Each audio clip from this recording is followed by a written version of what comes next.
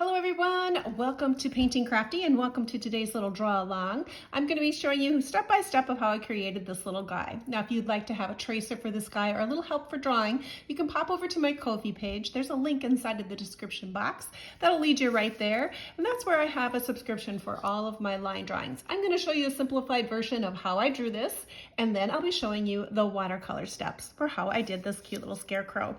Well, to start out, I'm just going to go ahead and do a line down the middle and across. Now, it doesn't matter how big you're drawing, it still helps to get the proportions right. So I'm just gonna do a cross line here. And for my little guy, I'm gonna count this as the middle for where I'm gonna be building his nose off of. And that's where I'm gonna start actually. I'm gonna make a little bit of a chopped off triangle size like this. So it's a triangle shape, but with the chopped off top part of it. Now let's go ahead and pop his eyes in. And when I do eyes, I like to do them so they're slightly slanting towards the middle. That's how I like to do them. But there's lots of ways to do eyes. There's also going to be, you can either do sad face or happy face inside of there. This time I'm going to choose to do a happy face in each one. Now to do his little smile, I'm going to be coming up here on each side of my nose, and I'm going to start with a little bit of a curl. And then I'm going to be doing a wiggle line, but I'm still going to try to keep it so it's going up. And then I'm going to be ending with a little curl. So they're always going to look different, but that's how I just drew that part. Now to draw his little face, if you think of it kind of like a candy corn shape or a rounded off triangle, that's where I'm going to be starting. So I'm going to do a simple line like here at the top of his forehead. And I'm going to make a line down here where I'm going. These are just little tick marks so I can keep an eye on where I'm going. And then this is going to be the bottom here. So I'm just going to come around, do my lines where I generally have them drawn. And this will be creating his head. Now you could put this shape in first if you wanted to. You could easily do that as well. But this is the shape I'm going for. It is kind of this little candy corn triangle roundish shape. And there he is there. Now I built his little straw hat. It's low, so I'm seeing the brim. So this is where his shoulders are going to be. And I'm going to be starting his little straw hat down here. So I'm going to be coming off to the side, rounding it around. This is going to be the widest part of my straw hat down here. And then as I come up, I'm going to be getting narrower, and that's going to be the brim of my hat. So his little hat is kind of back on the back part of his head. So they were going to be coming around again, touching that line, and there's his little hat. Now you can go ahead and stick some straw in here for his hair. I call them little French fry shapes is what I call them. But his little straw hair would be sticking out and around his hat. All the way around, whatever you think. Now he's going to have some watercolor cheeks. We'll be putting those in there. Now to do the top part of his hat, I'm going to be starting a little narrower, and I'm going to just be coming up and doing an upside down U shape. Now I made it a little bit narrow like that, so it's not going too wide. And then on the inside, we're going to be creating pumpkins. Now there's lots of ways to create pumpkins. You could simply do a circle first or a longer oblong shape like this, and then create your centerpiece. So that's going to be narrower. So it's a sad face shape here, coming out just a little bit and then coming back in. The cool thing about pumpkins is that if it's kind of a general shape, it's going to be reading that it's a pumpkin. And then here we got the little sideways off here. So I just basically did a simple little pumpkin. It's going to have a stem, so we're going to start off to the top and then just do a little twirly twirl. So that's all there is to the pumpkin. And then off to the side here, I'm going to be doing a sunflower. So I did half of a sunflower, so it looks like it's tucked into his hat. So we're going to start with like a sunshine shape kind of there in the middle. To do a sunflower for the petals, it does help sometimes if you do this little spoke look here, like a little wagon wheel spoke around. And where the little wagon wheel spokes are, that's going to be the center of your petals. And then on each petal, you're going to come to the center, come down. And that will just help make your sunflower. That's sometimes helpful if you can get them separated out that way. Now there's some simple little leaves here. I call these football leaves because they have a point here, and a belly in the middle, just like a football. You could do these rounded as well. They could be simple like that. You can add as many as you think you would like. Now there are some other details like some patches on him on the top. Add what you would like to make your little scarecrow as cute as you would like. Now let's go ahead and put some bib overalls on. So here's my shoulders. I'm just going to be continuing on however my paper would be built. I'm going to do this kind of the shape here. So here's his shoulders and his arms. And then in the center is where I'm going to do the first part of my bib. So I'm going to come down, find a spot where I want the top of my bib, and then I'm going to be doing some straps that come across. Narrower here at the top, and then they're going to get wider as they come down. They're going to drop down just a tiny bit because that's where the straps would hook. So I'm going to come there, do it up. These would get little hooks or buttons of some sort. You can make a little placard here for the front of your shirt. You can do buttons. I did one button here, but if 3 work, however it might fit in. You can add whatever kind of detail you would like on your scarecrow. The way I drew mine is I added some corn there. So the corn shapes are basically just a little bit of a U shape. Is upside down U, but you're going to have a little bit more of a point at the end, and we're going to cross over here. So one piece of corn is laying one direction, the other is laying the other way. And then there's a happy little crow that's tucked right in there, and it's basically the same shape as I drew my corn. The thing that will make this look different is we're going to be adding a beak, which is an upside down triangle. We'd have 2 eyes. You can add some feathers. Lots of ways to do crows, but he's just kind of cute and simple there. Now I did add some of these longer leaves and for my corn, and corn has that kind of a long skinny leaf off to the side. So you can fill in as many as you'd like to be able to add the interest there. There we go. Now this one is a little bigger than the one I drew, and that's okay. You would just add a little bit. So if yours is longer or bigger here, perhaps you want to carry your bib overalls down even more.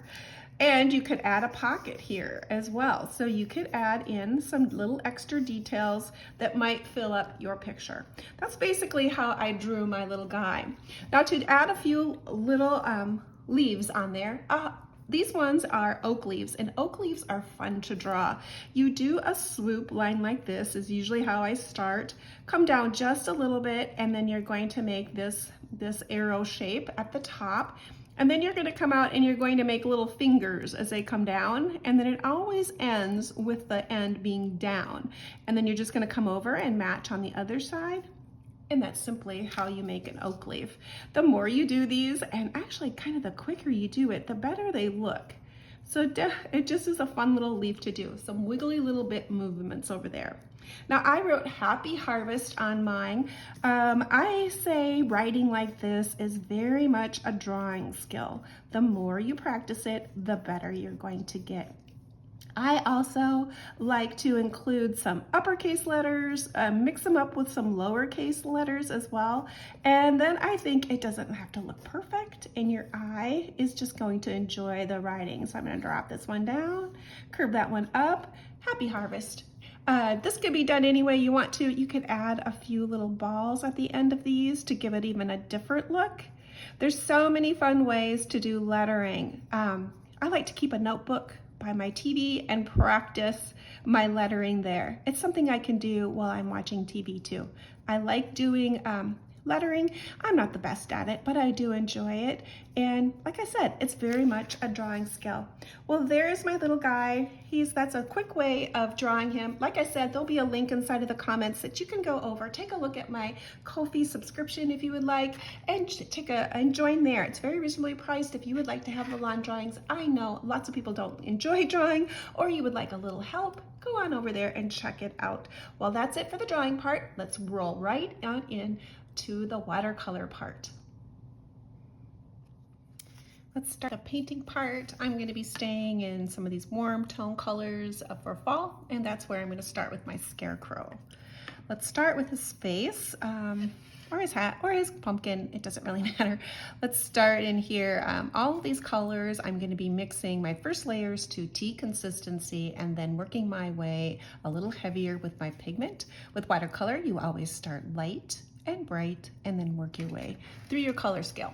So I'm going to be starting with this kind of this yellowish color, and I'm going to be painting this for my guy's face.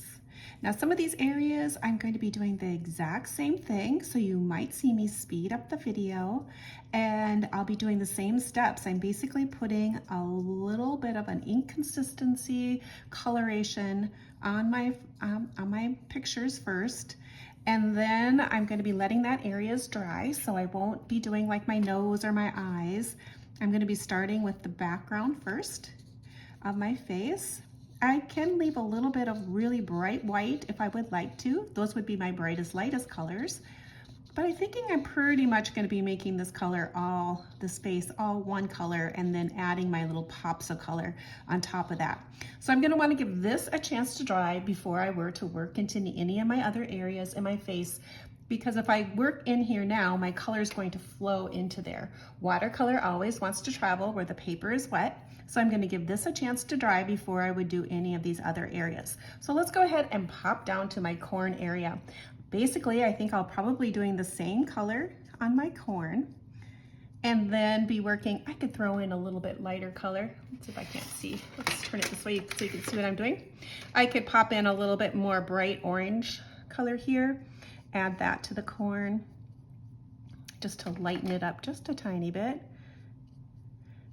Now, I'm going to be doing a little bit different technique here. My corn is still wet. I'm going to come in and I'm going to just maybe choose a bright orange, light color, and let's tap a little bit of that in, maybe in every other area.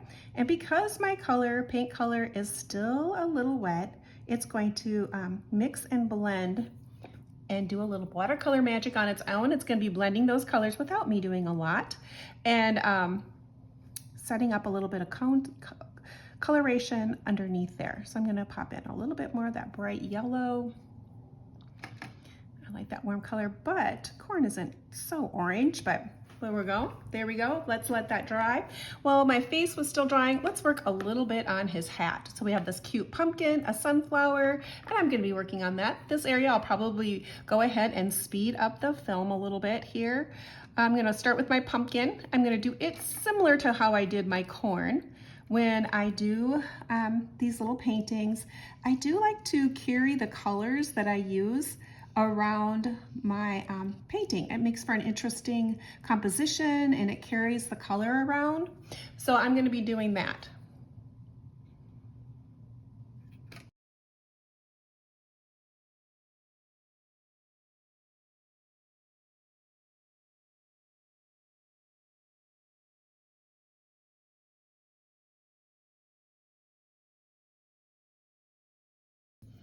Okay, now my face is dried a little bit, so I'm going to come back in and let's choose maybe a golden yellow ochre color. Let's pick up a little bit of a golden yellow ochre color. Let's add a little bit of shadow to this guy's face around the cheeks. Now, I don't want to let that line just sit like that. So what I'm going to do is I'm laying in a little bit darker color where I know I want that shadow. I'm going to rinse my brush off quickly. And then I'm coming in with some clean water, and I'm going to pull that color towards the center. So I'm softening that line and adding a little bit of shadow and interest that way. I'm not wanting to cover up every single thing that I originally put on there, but I definitely want a little bit darkness around the edge, so I'm floating that color in, so it would be darker there. Let's let that dry. But because my Scarecrow has a lot of these golden colors on it, I'm going to do the bib overalls in blue. Blue and yellow are complementary colors, so this should look really good here. I'm going to wait for my face to dry a tiny bit more before I were to touch that area. And let's start with this layer. Now I'm going to try to go around my corn. I don't want it to get in there. Blue and yellow would make green, and so I'm not really looking for that color. So I'm going to be painting around any of the other elements. So it's like a negative painting. Now if I get some of it into my green, I'm okay with that, or my leaves, I'm fine with that. My little crow is going to be black, so it would be fine if it's gonna go in there. Now you can kind of see if I hold this up, you can see how my yellow was seeping into my blue up there. That direction is fine, I'm okay with that, but that just shows you how your colors can blend together if those areas are still wet. I am using a little different paper today. Normally I use the Canson brand paper, but I thought I would try out a different one, and I'm using Artizo. Let's bring this up here. This will be new for those who watch along with me on the regular. I'm using Artizo. It's still 140 pounds is what it is, but I'm trying it. It has a deeper texture on it than normally Canson does. So I'm noticing that is a little different. And it looks like it might stay wet a tiny bit longer, which does mean I can get some blending looks that maybe perhaps that would be more like 100% cotton paper. We'll see. We'll try it and see how it works. But I just wanted to let you know I am using a little bit different paper. Now, let's take a little bit of that blue. No, those are still wet. Maybe I better wait for that before I were to put it. I have a little band area there that I want to add some of that yellow on there, so I better wait. Otherwise, I could end up with a little bit more of a mess. Let's work on his straw hat. I'm thinking I'm going to be sticking in this yellow ochre color. That was the darker color that I used for his face. Let's add that on to his hat. And I will be adding a shadow onto this because I need some sort of difference between his face and his hat. I'm kind of painting around a little bit of those little straw pieces that I'm going to be making into hair. So I'm doing a little bit of negative painting around those pieces just so I have some white paper underneath there, brighter. So perhaps I need a little bit more bright color to make that pop. So I'm going to be going around that so I don't have it all the way painted in. I'm mostly going to be doing his hat all the way in of a color.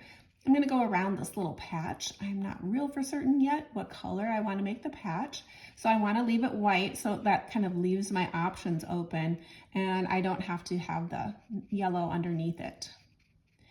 Watercolor is translucent, so you're going to be seeing all the layers and the colors underneath that are mixing and matching underneath there. And oops, I just painted that band yellow. I didn't want to do that. I wanted to leave it for blue.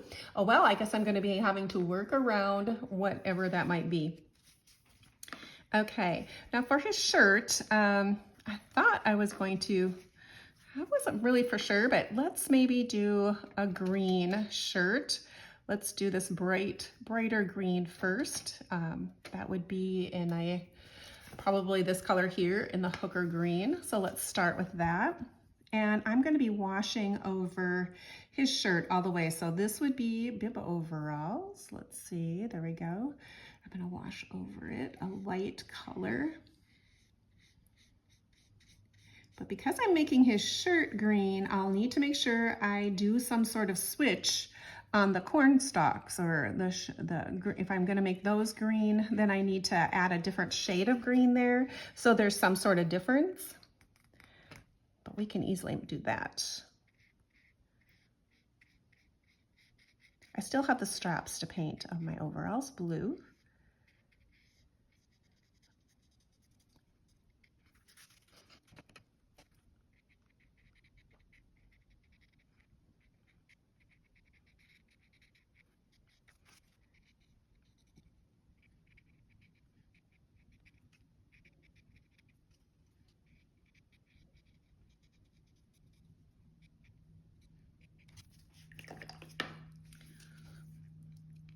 Okay, let's add a little bit of that green up at the top for some of those leaves that are up there since I'm at this point.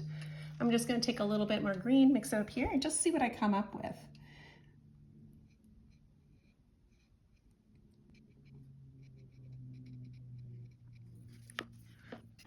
I have some reds here that are kind of a reddish color. I'm going to put some of that in my my little oak leaves here. So I'm going to just pop in a little bit of fall color. Let's add some of that around my picture.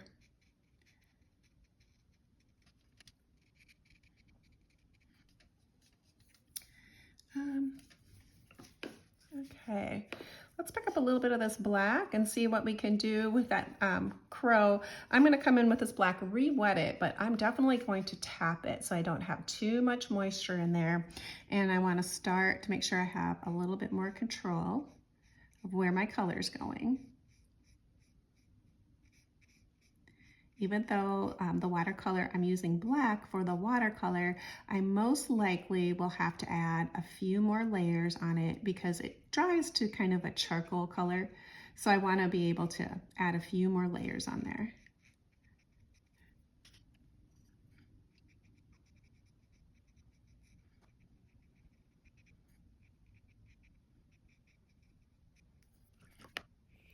I chose to go ahead and mix kind of a rusty red color. I'm going to be using this on my Scarecrow's nose and adding a little bit of that color as well into my sunflower. I just use the tip of my brush and tap in that color around the edges of that sunflower. It's just going to add a nice rich quality and add that next layer of color interest to my sunflower. I decided to also add that color to my little leaves over there. I'm just layering in the fall colors and just adding a lot more interest to those little leaves.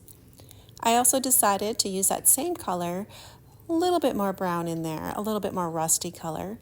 I added a little bit of that color onto my pumpkin, just to add another extra layer and bring my little pumpkin to life.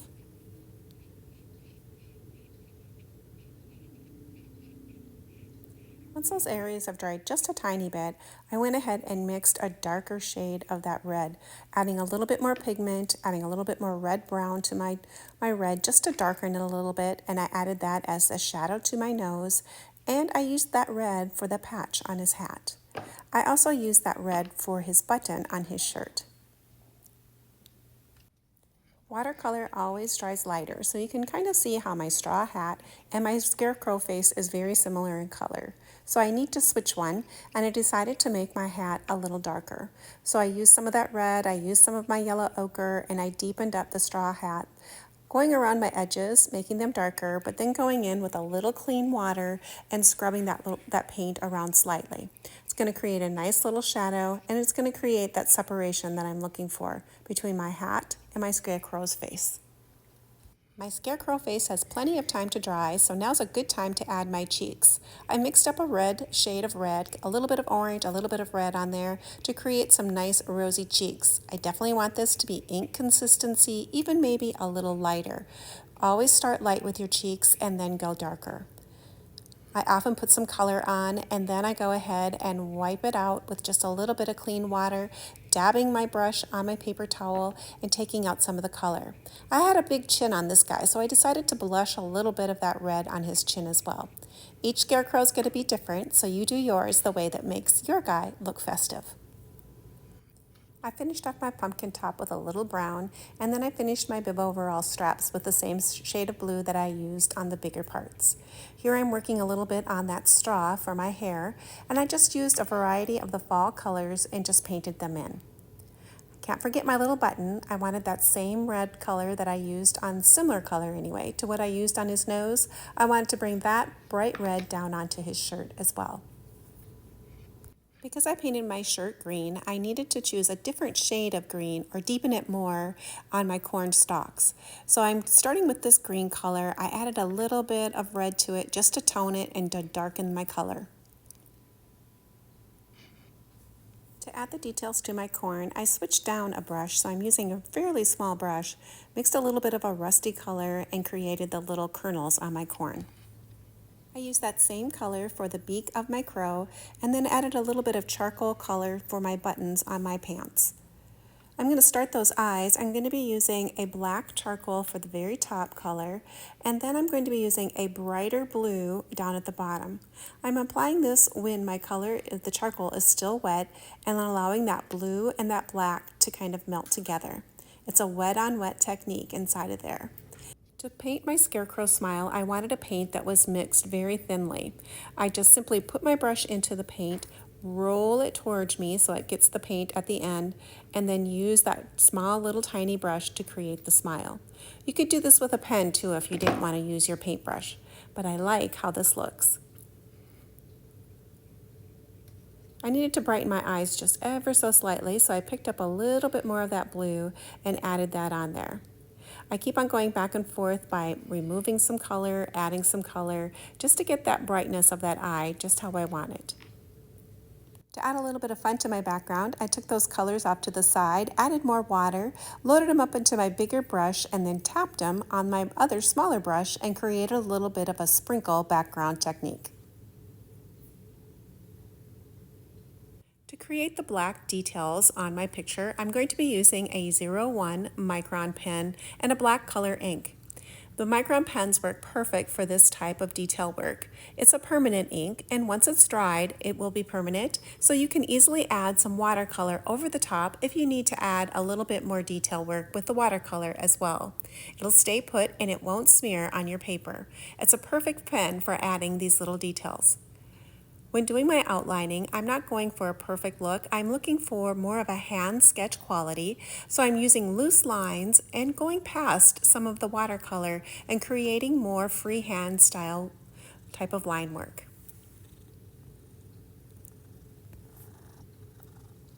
You might be hearing a little kitty purring in the background. That's because Mr. Milo's sitting on my lap and purring up a storm. He always does make a good supervisor and a great little lap warmer. He's definitely my lap kitty. I kind of love him. The pen I like to use for my white accents is the Uniball white ink. The ink does stay white and nice and bright. It's the perfect pen to add the little white accents. To the eyes and any other little scribbly bit areas, I might want to be able to add a few little white accents.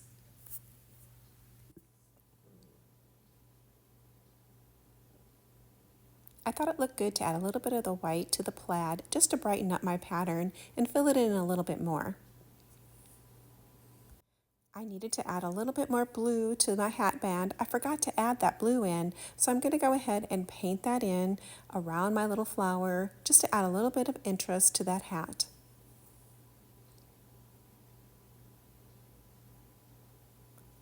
I thought I was done, and after I looked at it, I thought I really wanted to add more color to my background. So I used those same warm colors that I used for my leaves and the other parts of my scarecrow, whatever I might had left over on the side of my pan, and I went ahead and added those random colors throughout the background. Well, let's see what this cute little fellow looks like displayed in a DIY frame I created in a different video. I'll include the link down in the description box so you can see how I created it. Leave me a comment and let me know if you might make this cute little guy. Thanks everyone for joining me. Hopefully you'll come back and next time you'll create right along with me.